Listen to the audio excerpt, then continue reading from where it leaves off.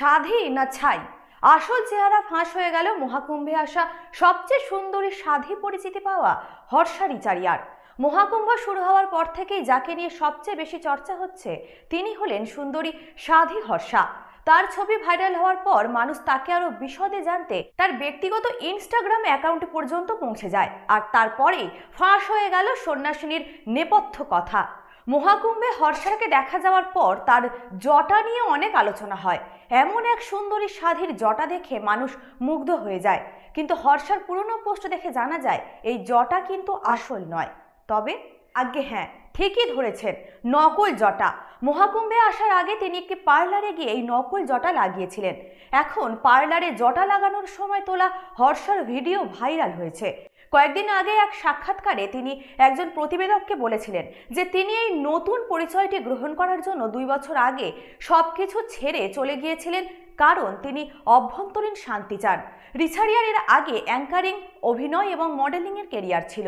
তবে সোশ্যাল মিডিয়ায় তার আকস্মিক আধ্যাত্মিক রূপান্তর নিয়ে কিছু লোকের ভ্রু তো কুঁচকে ছিলই।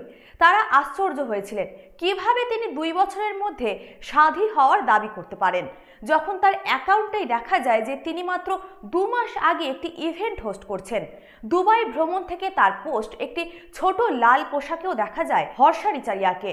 কার্যত আধ্যাত্মিকতার সম্পর্কে সন্দেহ তৈরি হয় এক শ্রেণীর জনমানসে, আর তারপরেই ফাঁস হয়ে গেল সাধীর আসল রূপ, নকল জটার কাহিনী প্রকাশ্যে। তবে হর্ষা নিজেই এখন তাকে সাধী বলতে বারণ করেছেন। সম্প্রতি এক সাক্ষাৎকারে হর্ষা রিচারিয়া স্পষ্ট করেছেন যে তিনি সাধী নন, তিনি কেবলমাত্র তার গুরুর কাছ থেকে মন্ত্র দীক্ষা নিয়েছেন। আচার্য মহামণ্ডলেশ্বর স্বামী কৈলাসানন্দ গিরিজি মহারাজের শিষ্যা তিনি। तो मैं साधी नहीं हूँ। मुझे जो साधी का टैग दिया गया है, टाइटल दिया गया है, ये मुझे लगता है कि अभी मुझे देना उचित नहीं है। তবে তার ইনস্টাগ্রাম অ্যাকাউন্টে দেখা যায় তিনি অনেক আগে থেকেই সনাতন ধর্মে আগ্রহী। এবার তিনি মহাকুম্ভের মাধ্যমে ঈশ্বরের আরাধনা করতে চেয়েছিলেন, কিন্তু মানুষের প্রতিক্রিয়ার কারণে তিনি এখন মহাকুম্ভ থেকে ফিরে যাওয়ার সিদ্ধান্ত নিয়েছেন।